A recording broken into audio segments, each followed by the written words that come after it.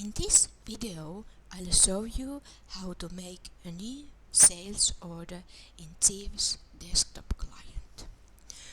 First, open the Progress menu and choose Sales and choose Order Processing Standard by clicking Enter. Or go to the Open field and write to the field Order 1, which is the Order Processing Standard program, and click Enter.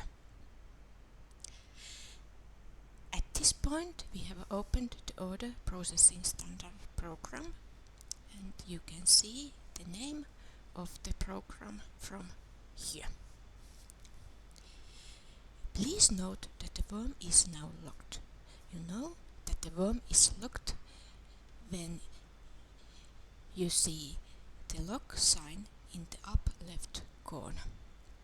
You can see the sign from here and from here. To make a new order, you have to click Ctrl+A. And now you can see the pen sign instead of the lock sign. You can see the pen from here and from here. There are many fields in this program, but we can start by writing our customer's ID to the company ID field. Or you can also search your customer by writing the name of your customer or a part of the name of your customer's company here, and click Ctrl+space and we choose the company by clicking Enter. At this point you can add or change the information, but please check that the order type is normal. There are many other options, but please check that the order type is normal. And please also check that the order status is entry in progress. There are also many other options, but please check that is entry in progress and click Enter. At this point we have opened the Order Rouse program. You can see the name of the program from here. There are also many fields in this program, for example order number, this is order number, and order row number, this is order row number. And now we have to decide what items we are selling, so you can write the item number to this field or item description in the below field, but we will write the number and click Enter. And now we see that the item is bicycle helmet adult, and now we decide the quantity of helmets, so let's decide 100 pieces and click OK or Enter.